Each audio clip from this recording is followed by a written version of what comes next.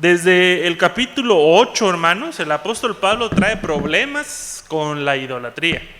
Recuerden ustedes, hermanos, que les he dicho que los hermanos de Corinto, los que vivían en la ciudad de Corinto, eran personas que eran una especie de mezcla de varias culturas. Había griegos, había romanos, pero también había gente que venía de alguna parte de África, o había personas que venían de alguna parte de Europa. Sepan ustedes, hermanos, que en Europa hay mucha idolatría. Si ustedes prestan atención a los relatos de la historia, verán ustedes que hay un grupo de personas que se llaman los celtas, así con ese nombre, los celtas, y estas personas son muy idólatras, hermanos. Tienen mucha brujería, ocultismo. De ellos es esta forma de adivinación que se llama runas y que se ha puesto de moda en la sociedad. Hace como un año tal vez o dos, cuando empecé como diácono de jóvenes, una de las muchachas de la iglesia me dijo: hermano, dice, ¿será pecado manifestar?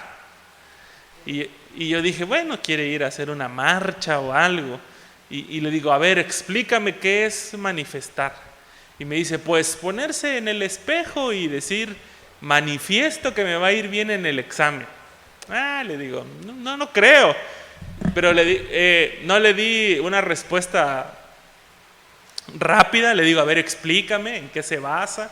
Y ya me empezó a explicar. Y es una forma de ocultismo, hermanos. Ocultismo disfrazado de pensamientos positivos. Dice, es que se tiene uno que poner en el espejo y decir 3 veces, me va a ir bien en el examen, me va a ir bien en el examen, me va a ir bien en el examen, tomar un trago de agua y después volver a decir, me va a ir bien en el examen. Le digo. Y me empezó a decir varias cosas, si el ojo de Salomón y no sé qué. Y le digo, mira, mejor aléjate de esas cosas, voy a investigar qué cosa es y luego te platico. Y sí, efectivamente, eran rastros o son rastros de la cultura celta. Así que el pueblo de Corinto, hermanos, es una mezcla de culturas. Extrañamente, la única cultura que no había bien representado era la cultura de los judíos. No había sinagoga en Corinto. Así que ahí están estos hermanos, los corintios, y están peleando, hermanos, con la idolatría. Están peleándose. El apóstol Pablo ya les dijo que no hay nada de malo en comer carne de los ídolos, ¿sí? Pero si la conciencia de algún hermano les acusa, que no lo hagan. Uno de los consejos prácticos del apóstol Pablo es, si la conciencia de alguno les acusa de que lo que están haciendo es pecado, no deben hacerlo. No deben hacerlo. Si su conciencia le dice esto es pecado, no lo hagan. ¿Por qué? Porque seguramente sí es pecado, ¿sí? Así que el apóstol Pablo, en el versículo 14 del capítulo que estamos leyendo, que es el 6, va a concluir. Dice, por tanto, ¿sí? Aquí hay una forma de concluir un discurso. Es como si el apóstol Pablo dijera, bueno, después de todas estas cosas que he dicho, así que el apóstol Pablo va, por tanto, o sea, después de toda la argumentación. Y la actitud, hermanos, el consejo que da el apóstol Pablo para qué hacer frente a la idolatría es muy claro, es una actitud tajante, ¿sí? Veo, hermanos, en algunas personas que quieren alguna salida para hacer ciertas cosas. Veo que citan mucho la carta de Primera de Corintios para decir, ya ven, hay permiso del apóstol Pablo de actuar según nuestra conciencia porque somos de conciencia de los fuertes. Así piensan algunos, viendo la carta de Corinto. Pero lo cierto, hermanos, es que si leemos el texto en todo su contexto, todo su contenido, vamos a darnos cuenta que aquí, en este capítulo, el apóstol Pablo está desaconsejando cualquier tipo de contacto con la idolatría. Huyan de la idolatría. No hay forma de que una persona pueda estar cerca de la idolatría y vaya a sobrevivir. Ahora al apóstol Pablo, hermanos, el apóstol Pablo quiere decirle a los de Corinto, después de todo lo que les dije acerca del pueblo de Israel, les tiene que quedar muy claro por qué es peligrosa la idolatría. Y una de las figuras que va a utilizar el apóstol Pablo es la figura de la unión. Quien participa de alguna de estas formas de idolatría realmente se está uniendo al culto, ¿sí? Hoy en la mañana tomábamos la Santa Cena, ¿verdad? Y les decía, hermanos, la Santa Cena es la representación de que todos los que venimos en la mañana, todos nos unimos en una sola declaración: Jesucristo es el Señor. Amén. Eso declaramos a la Santa Cena. Jesucristo es el Señor. Todos aquí. Si hubiera un hermano presbiteriano, uno nazareno, uno del Buen Pastor, un bautista, y estuvimos juntos todos en la mañana, al participar de la Santa Cena decimos: Jesucristo es el Señor. Así que no debe ser para nosotros, hermanos, poca cosa que participemos de algún otro tipo de ritual allá afuera y creamos nosotros de que no estamos participando también de lo que hay detrás. Tal vez hoy, hermanos, ustedes digan, pero hermano, nosotros no creemos en los ídolos, ¿sí? No creemos en los ídolos. Ya nadie en su casa guarda un San Antonio, ¿verdad, hermano? Ni un, ¿cómo se llama? San Judas Tadeo, ya nadie lo guarda, ¿verdad? Me acuerdo que cuando estaba yo en la especialidad, una paciente mayor me regaló una pulserita, vamos a decirlo así. Y me lo puse así, ya estuve haciendo mi guardia, y me dice una de mis compañeras, de ese andaba yo buscando, me dice. Ah, sí, ¿qué es? Le digo, están de moda. No, dice, es un San Benito, dice, porque protege a los doctores, dice. Ah, le dije, al ratito busqué cómo quitármelo, ¿verdad? No vayan a pensar que ando pensando en San Benito. Ya ninguno de nosotros tiene eso, hermanos. Pero, ¿será que estamos limpios, hermanos, de la idolatría? ¿Estamos limpios? ¿No idolatramos nada? Tendríamos hoy en la noche, en la tarde, ahorita que está lloviendo y ya no está tan caluroso, pensar, ¿cuáles son mis ídolos? ¿Dónde están mis ídolos? No sé si a ustedes les llama la atención el relato de Raquel cuando sale de la casa de Labán. Se lleva los ídolos. ¿Qué quiere hacer Raquel? ¿Qué busca al llevarse estas figurillas? Tenía mucho aprecio por su papá y se estaba llevando las estatuas de él. O ella creía que esas estatuas eran lo que habían hecho prosperar a su papá y quería pues que su esposo prosperara también. Hay ídolos, hermanos, entre nosotros. Uno de ellos, el Señor Jesús ya la descubrió y se llaman las riquezas, ¿sí? Las riquezas, el dinero, es un ídolo, es un Dios. Cuando a ustedes, hermanos, alguien les hable de Satanás y diga que Satanás está peleando con Dios por su alma, ustedes tienen que decir, no, hermanos, a ver, momento, eso no es correcto a nivel bíblico, porque el Señor Jesús derrotó a Satanás en la cruz del Calvario. Así que Jesús y Satanás no se pelean por nuestra alma. Pero ¿saben quién sí se pelea por nuestra alma, hermanos? El dinero, las riquezas. Ellos sí se pelean. En nuestras Biblias, cuando Jesús dice, nadie puede servir a dos señores, o servirá a uno y quedará mal con el otro, o viceversa. Y concluye el Señor Jesús, nadie puede servir a Dios o a las riquezas, han traducido, pero el nombre que aparece para las riquezas en realidad es el nombre de un dios de la época en la que el Señor Jesús vivía, que es un dios que se llama Mamón, es el dios de las riquezas. Entonces el Señor Jesús dice, nadie puede servir a dos dioses, o sirve a Dios o sirve a las riquezas. ¿Cómo podremos saber, hermanos, que las riquezas se han enseñoreado de nosotros y que son nuestro ídolo? Fácil. Cuando nosotros vivíamos en Monterrey, hermanos, nuestra economía era limitada, muy limitada. Prácticamente, hermanos, vivíamos al ras. Así lo que yo ganaba se iba bien pegadito a lo que gastábamos. Nos quedaban tal vez 1,500 por mes.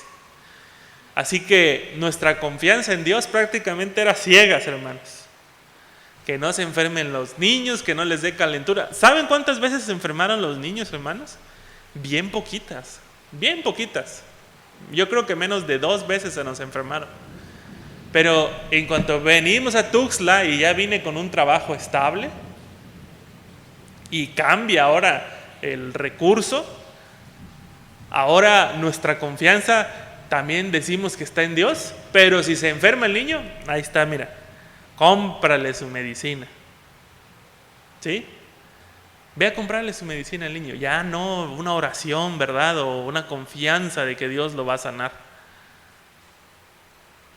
Parece que cuando nuestros ingresos aumentan, hermanos, también aumenta nuestra capacidad de gastar. ¿Sí? Y se equipara. Si gano 50, me gasto 50. Hay un muchacho que hace entrevistas en la calle, y creo que esto ya se los conté, y les pregunta, ¿con cuánto dinero tú ya estarías tranquilo, podrías vivir tranquilo? Le pregunta, ¿con cuánto dinero viven los millonarios? Esa fue la pregunta. Y dice en esta entrevista algunas personas, pues unos 12,000 pesos al mes, dice. 20,000, ¿sí? Y los que ganan 20 dicen, ¿qué? ¿20? No, hombre. ¿Sí? Cuando era adolescente fui con mi papá a una iglesia allá por Patria Nueva, ¿verdad? Y estaba mi papá hablando de finanzas con los hermanos y les dijo, a ver, hermanos, dice, díganme una cantidad con la cual ustedes resolverían hoy mismo todas sus deudas. Y un hermano muy, muy humilde, creo que era albañil, después lo dijo, hermano, con 2,500 pagaría yo todas mis deudas y todavía me quedaría. No sé si alguno de aquí con 2,500 ya pague todas sus deudas, ¿verdad? Pero si tienen tarjeta de crédito, yo creo que no les alcanza ni para el mínimo de la tarjeta, ¿verdad? ¿Cuánto valor le damos al dinero, hermanos? ¿Qué tanto idolatramos al dinero? ¿Qué tanto estamos dispuestos, hermanos, a sacrificar por el Señor? Yo en mi mente tengo mis cálculos y digo, este mes necesito ir a dar consulta 8 días casi, ¿verdad? De la semana, que haya 9 días en la semana, ¿no? Y de repente, hermanos, alguien me dice que si puedo ir a visitar, o de repente el Señor me dice hay que ir a hacer alguna otra cosa en Berriozábal, y hay una lucha en mi interior, hermanos, una lucha. O la junta, tenemos junta esta semana y cancela un día de trabajo, ¿cuál día cancelo, verdad? En fin, luchamos en nuestro interior, hermanos, para que el dinero nos suelte. Algunas personas, hermanos, dicen que no van a diezmar porque ponen 1000 pretextos. Una persona que conocimos decía, yo no diezmo, dice, pero agarro todo mi diezmo y me voy parando en todas las esquinas de Monterrey donde yo vea una persona con necesidad y le doy. Y yo pensaba, bueno, aparte de no diezmar, también miente, ¿verdad? Porque ¿cuántas esquinas en Monterrey se puede parar si agarraba el carril express, ¿verdad? No se paraba en ninguna. Hacemos atajos en nuestro corazón para que el Señor no controle el dinero, no controle esa parte de nosotros.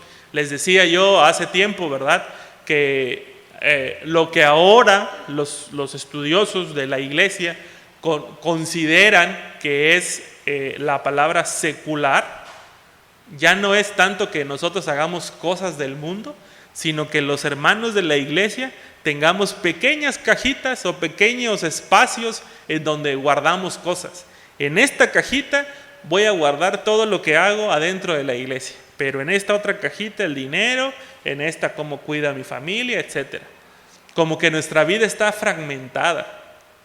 Decimos que creemos en Dios cuando venimos al templo, pero cuando se trata del dinero, ya lo queremos manejar de una manera distinta.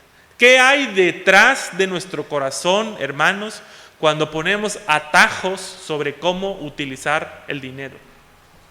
Le decía a mi esposa hace unos minutos que mientras estaba entregando estos últimos trabajos del seminario, uno de los apuntes que yo tenía ahí y que iba yo a desarrollar decía: el cristiano sabe qué hacer con el 10% de su dinero, pero no sabe qué hacer con el 90%. Y dije, a ver, ¿cómo desarrollo esta idea? Y es cierto, si ganamos 10,000 pesos, sabemos que 1,000 lo vamos a entregar a la iglesia. Y los 9 nos lo echamos todo encima, ¿verdad? Cuando llega la siguiente quincena, ya necesitamos 12,000 pesos, ya no 10,000, 12, porque ya nos metimos en apuros con deudas y debemos 2,000 de la quincena pasada. El hermano decía, quien es cristiano sabe qué hacer con sus otros 90%. La ofrenda de compasión que recoge la iglesia no se iguala, hermanos, o no es proporcional a lo que recogemos de diezmos. Hay menos. Quiere decir que hay una parte de nuestra vida, hermanos, que hemos dicho, esta no, Señor, esta déjamela a mí para que yo la controle. Otro ídolo, hermanos, puede ser nuestra fama, nuestro buen nombre, ¿sí? Que nos importe mucho ser reconocidos. En el ambiente hospitalario, hermanos, los doctores andan preocupados por qué se dice de ellos, ¿verdad? Es que es el que mejor opera, es el que mejor resultados da. ¿Qué se puede decir de nosotros en la iglesia? ¿Es el hermano que más trabaja? ¿Es el que más diezma? No tenemos misiones, pero si tuviéramos, ¿es el que más va a la misión? ¿Estamos dispuestos, hermanos, nosotros a que un día nos diga el pastor o la iglesia, este año no va a ir usted a hacer ese trabajo? ¿Estamos dispuestos? Porque si no estamos dispuestos, hermanos, ya se apoderó de nosotros la fama. Ya está tomando control de nuestra vida la fama.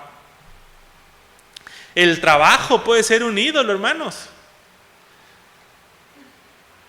Como yo trabajo con personas mayores, a veces he visto personas de 80 años que no dejan de ir a la oficina, hermanos. Decía la esposa de uno de mis pacientes, ¿qué cree que llega a hacer? Dice. Yo pues como es mi paciente, respetuosamente le digo, no sé. Solo firma, solo hace así, dice, lo puede hacer desde la casa. Y decía el paciente, yo tengo que ir todavía a trabajar.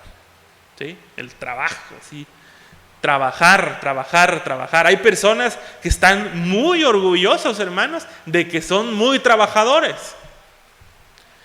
Pero si algún día les pedimos que nos ayuden a algo en la iglesia, nos van a decir, no puedo por el trabajo.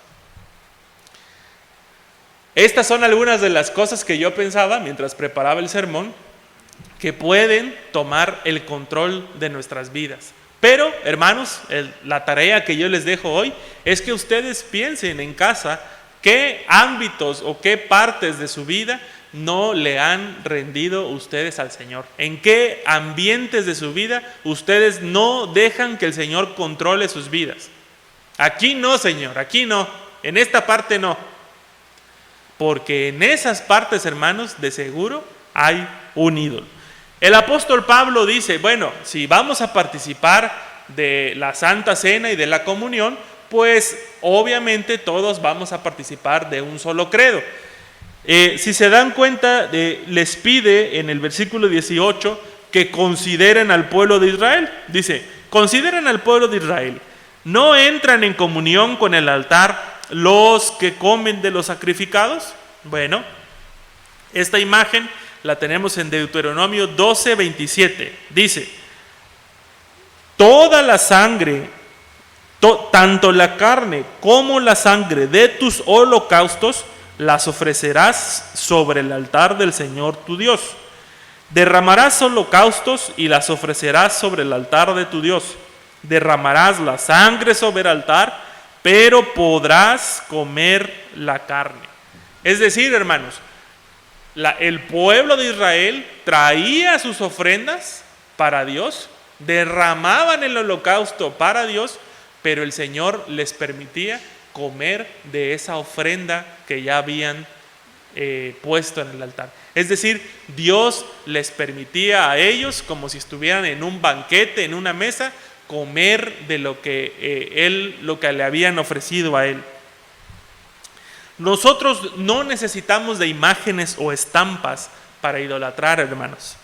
Al perder el sentido comunitario de la iglesia, hermanos, dejamos que Dios sea el que tenga el control y empezamos a ponernos a nosotros en el centro.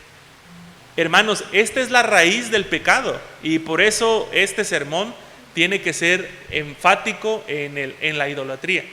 La raíz del pecado, la forma en la cual nosotros empezamos a tener pensamientos pecaminosos, es porque en vez de que el Señor esté en el centro, empezamos a voltear un poco, hermanos, y empezamos a apuntar más hacia donde estamos nosotros. El Señor está aquí y Él nos pide que le sigamos aquí derechito y nosotros empezamos a apuntar tantito hacia afuera, muy sutil, pero nos empezamos a alejar de lo que el Señor quiere para nosotros. Por lo tanto, hermanos, se vuelve imposible que nosotros queramos participar de la gracia de Dios en solitario. A mí me da un poco de tristeza, hermanos, cuando veo a personas que se dicen ser cristianos, decir, con que Dios y yo estemos a cuentas, lo demás no importa. Me da tristeza, hermanos, porque me hacen ver estas personas que no tienen idea de lo que es ser cristiano, hermanos. Usted y yo, hermanos, no podemos decir con que yo esté a cuentas con Dios, lo demás no importa. ¿Saben por qué? Porque el ídolo somos nosotros. Cuando usted dice, que alguien me dijera, hermano, dice, el hermano Luis se enfadó, se enojó con usted por lo que dijo. Y yo, hermanos, en vez de decir, voy a ir a hablar con él, yo diga, su problema, predico duro. Mientras Dios y yo estemos a cuentas, ahí muere. Hermanos, el ídolo soy yo. Porque estoy diciendo, yo estoy bien. No necesito reconciliarme con el hermano Luis. Ahí si se quiere enojar, es su problema. Nadie puede participar de la gracia de Dios, hermanos, en solitario. Si no participamos en comunidad, estamos desplazando a Dios del centro. Es como si nosotros le dijéramos, Señor, ¿por qué quieres tener un pueblo? Me tienes a mí nada más para cumplir tus designios. ¿Para qué quieres un pueblo? Por eso el apóstol Pablo, hermanos, al final dice, ¿somos acaso más fuertes que él? O sea, a ver, hermano Ismael, ¿sabes más tú de Dios o sabes más tú que el propio Dios? Así quiso el Señor, hermanos. Así quiso que su gracia se derrame en comunidad. Así que si alguien me viene a decir que el hermano Luis se enfadó conmigo por lo que prediqué, pues voy a tener que bajarme de mi altar que me he puesto. Me voy a bajar y le voy a decir, hermano, perdón. Con toda la vergüenza del mundo, tal vez, porque no me gusta pedir perdón. O le voy a decir, hermano, ¿por qué te enojaste? Ni siquiera lo dije por ti, era otro Luis que me dieron queja. Perdón, hermano. Pero tenemos ese problema, hermanos, de pensar que podemos ser nosotros solos con Dios. Hay un solo pan, dice el apóstol Pablo, y en ese pan, cuando nosotros participamos, hay un solo cuerpo. Los gentiles, hermanos, de la época de Pablo, sabían perfectamente que las estatuas no eran dioses. Hay un filósofo que se llama Celso, es un filósofo griego, un filósofo pagano, y dice, solamente un niño entendería que estas estatuas son dioses y no ofrendas a las imágenes de los dioses. También Pablo entiende esto, hermanos, el apóstol Pablo también lo entiende, pero aún así dice, bueno, aunque la estampita, aunque la imagen no sea nada, detrás de esa imagen hay un demonio que lo controla. No hay un Dios, o sea, no existe Zeus. Pero detrás de Zeus hay un demonio. El apóstol Pablo, hermanos, está pensando en varias cosas. Ya les había dicho anteriormente que había un culto a la sexualidad y era representado por la diosa Artemisa. Entonces el apóstol Pablo dice, bueno, no existe la diosa Artemisa, pero detrás de este culto está el demonio de la lujuria, el demonio de la infidelidad. Entonces, aunque ustedes no crean que exista un Dios, hay alguien que los está controlando, y eso es pecado para nosotros. Lo que el apóstol Pablo condena, hermanos, es que participemos de la mesa de la comunión con el Señor y también vayamos y participemos de la comunión de estos ídolos, de estas personas. Platicaba hace tiempo con Juan y nos acordábamos, ¿verdad?, de lo difícil que nos hacía la vida nuestro papá, porque tenía muy claras algunas cosas. Un día Juan le dijo que un hermano de la iglesia le había pedido su ficha para meterlo a la universidad.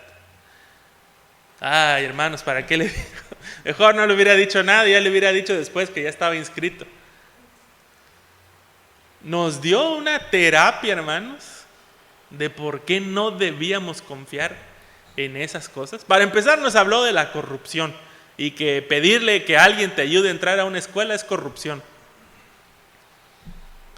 Y después nos dio toda una explicación de por qué estaba mal eso. Así que Juan y yo crecimos con esa idea, ¿no? Y platicábamos porque alguien se le acercó a Juan y le dijo lo mismo. Y le dije en tono de broma, ahora dile que eso es idolatría, le digo a esa persona, porque está poniendo su confianza, le digo, en algo que no lo es. Cuando nosotros participamos, hermanos, de lo que hacen otras personas para obtener beneficios, le estamos diciendo a Dios, tengo comunión contigo, pero también tengo con esto. No confío al 100% que tú seas mi sustentador. Así que tengo mis atajos aquí, tengo mis mecanismos para salvarme. Un día iba conduciendo en Monterrey y hay unas avenidas que si tienen un dibujito de una persona cruzando la calle, tiene uno que bajar la velocidad a 10 kilómetros por hora. Y iba tarde al trabajo porque se me había hecho tarde. Y cuando vi ese dibujito y frené, pero ya no fue suficiente. Entonces como que pasé a 20. Y me hicieron señas unos tránsitos, ¿no? Y dije, oh no, la multa por pasar rápido ahí era como de 6,000 pesos. Y les estoy diciendo que no teníamos dinero. Así que me paré y le digo, sí. Y dice, ¿qué pasó, joven? Ya saben, ¿verdad? No sé si me salga el acento, ¿verdad? ¿Qué pasó, joven? Dice. Le digo, no, pues voy tarde al trabajo. Pero sí sabe que aquí no se puede ir muy rápido, ¿verdad? No, le digo, yo iba como a 20, pero esta zona es de 10, dice. Bueno, le digo, hágame mi boleta. Espéreme tantito, dice, se fue para atrás. Y les digo que iba yo tarde, hermano. Y regresa, ¿qué, joven? Dice, ¿cómo le podemos ayudar? Le digo, hágame mi boleta, le digo. Dije, si vuelve a venir, le voy a decir que aquí traigo 500, ¿verdad? La segunda vez que vino me dijo, ¿es usted doctor? Sí, le digo, váyase, me dijo.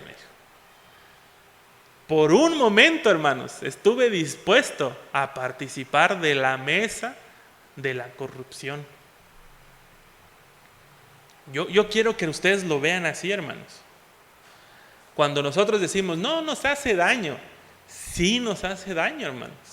Porque estamos diciendo, sí participo de esta mesa, de este ritual. Y es complicado para nosotros como cristianos. Por eso el apóstol Pablo tardó casi 2 capítulos enteros hablando de la idolatría.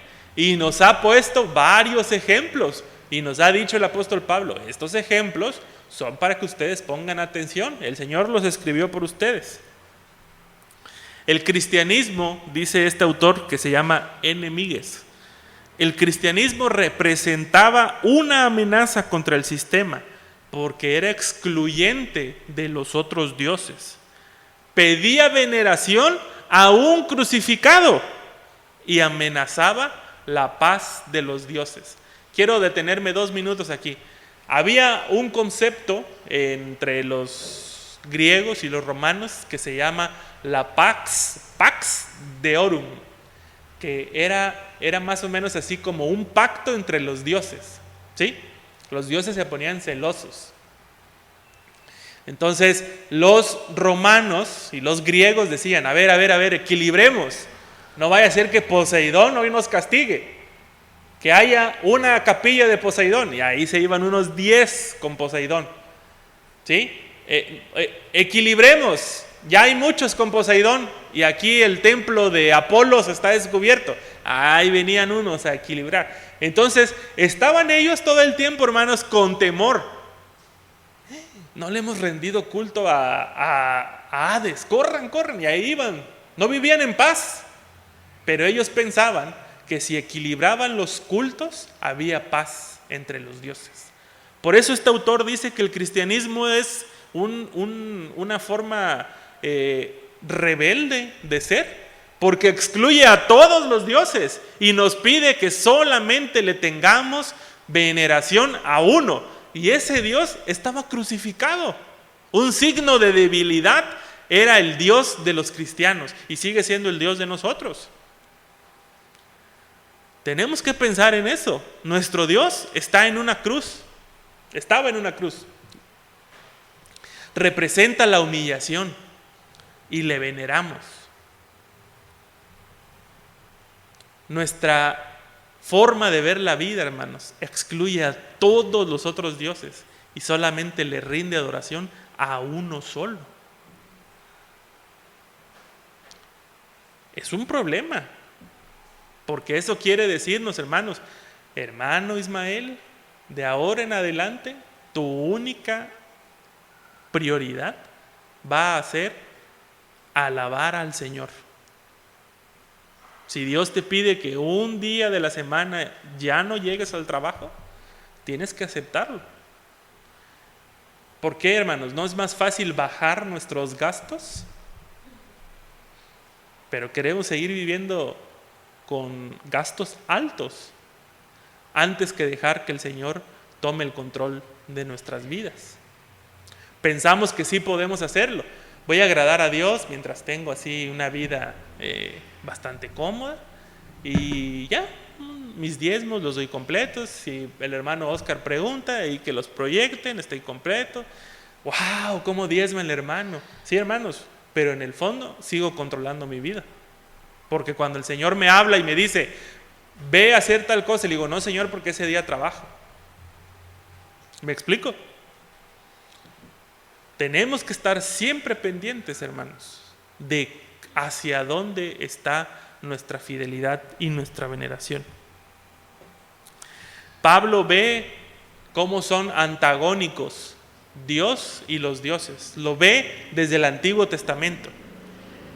Como un simple descuido del pueblo trajo mortandad. En un solo día se murieron 23,000, 24,000 personas. Por un simple descuido. Lean ese relato, está en el libro de Números.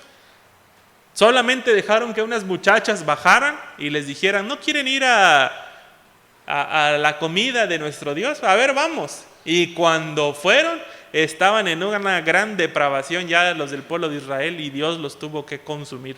24,000 personas en un día. En la mesa del Señor, hermanos, rendimos lealtad a Dios y tomamos parte de su compromiso con la humanidad. Sí, hermanos, nuestro Dios tiene un compromiso con la humanidad y es lo que vemos los domingos en la mañana, establecer su reino en la tierra. Y en la cena del Señor le decimos, Señor, aquí estamos dispuestos a establecer tu reino aquí, cueste lo que cueste.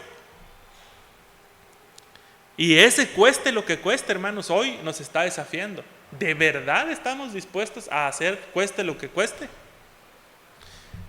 ¿Qué tal si digo, vámonos al hospital, vamos a ir a dejar despensas o comida? Vamos, hermanos, pero va a ser el martes a las 7. Ay, no, el martes no. Que sea el miércoles a las 4. A las 4 yo no puedo. Que sea no vamos a ir nunca, hermanos. Porque no estamos dispuestos de verdad a hacer cueste lo que cueste. Sí podemos llegar a un acuerdo, hermanos. Dios no está compitiendo con nadie, hermanos. No crean eso ustedes. Dios no está en este momento compitiendo. A ver quién es el más fuerte, si el dinero o yo. No. Él ha establecido su soberanía. Él ha establecido su señorío. Los que estamos compitiendo somos nosotros, hermanos. Nosotros estamos compitiendo contra nuestra voz interna, contra la sabiduría humana. Y estamos compitiendo por ver si confiamos en el Señor o no. Por último, quiero finalizar con esto que dice la hermana Irene Folks. Los argumentos de Pablo contra el culto a los demonios nos advierten que no podemos ser ingenuos frente a cualquier religión. No podemos ser ingenuos, hermanos. No podemos decir, ¿qué tanto es tantito? No hace tanto daño. ¿Sí? Les invito que en esta tarde, hermanos, ustedes reflexionen sobre su lealtad al Señor. ¿Somos leales realmente, hermanos? ¿Estamos haciendo todo lo necesario para decirle al Señor, aquí estamos? ¿O hemos puesto en primer lugar algunas otras cosas, pensando que tal vez eso no afecta tanto nuestra relación con Dios? Hoy tomamos la Santa Cena. Para los primeros cristianos, hermanos, la Santa Cena también era un símbolo de decir, Señor, ven pronto. Pero tristemente nos damos cuenta, hermanos, que en ocasiones ese Señor, ven pronto, se vuelve en un pero no tan pronto. Estamos bien acá, Señor, no vengas tan rápido.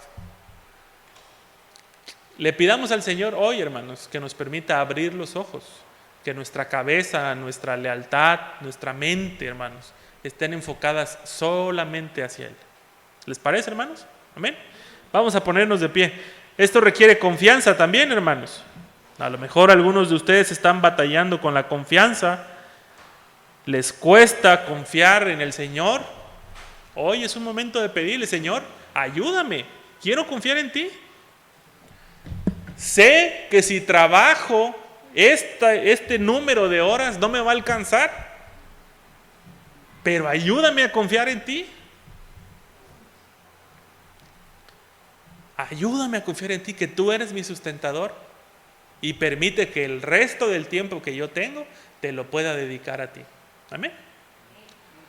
que nos ayude, nos transforme, que permita que nuestro corazón sea dócil, que pueda escuchar. Oremos, hermanos.